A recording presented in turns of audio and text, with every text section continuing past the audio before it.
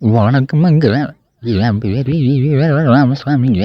என்னைய புகழ் பாடும் சில கட்சிக்காரன பார்த்து கேட்குறேனுங்க. என்னைய புகழ் பாடுற திமுககாரனா இருந்தா கூட பரவாயில்லைங்க. என் சொத்தை திருடுறதுக்கு அவனுங்க ஏதோ கத்துறானுங்க. திமுககாரன் எதற்காக கத்துறான்னு தெரியல. நான் 2வது பொண்டாட்டி கட்டுறேங்கிறதுக்காண்டி உருவான கட்சி தான் திமுக. இவனுங்களுக்கு கொள்கையும் கிடையாது, ஒரு இலவும் கிடையாது. பெண்ணிய உரிமைக்காக நான் எங்கடா போராடினவனுங்க எல்லாம் அந்த பாரதியாரும் அம்பேத்கர் இருந்தவன். அவங்கள புகழ்ந்து பாடுறதை விட்டுட்டு என்ன புகழ்ந்து பாடுறானுங்க. இவனுங்க என்ன நினச்சிக்கிட்டு இருக்கானுங்க. நான் எழுதுனதெல்லாம் இவனுங்க படிச்சிருக்கிறானுங்களா?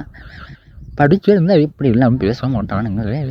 என் பேரில் இருக்கக்கூடிய அல்லது நான் எழுதின அத்தனை பத்திரிக்கையும் புத்தகங்களையும் வெளிப்படையாக மக்கள்கிட்ட ஒப்படைச்சு பாருங்கடா, தெரியும் நான் பேசுனது என்னன்னு. இவனுங்க ஏன் இப்படி பண்ணுறானுங்கன்னு புரியல.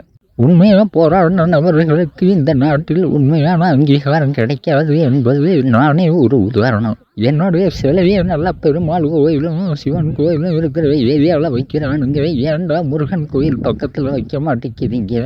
அறுவடை வெட்டி போடுவான்னு பயமா வச்சுட்டு பாருங்களேன்.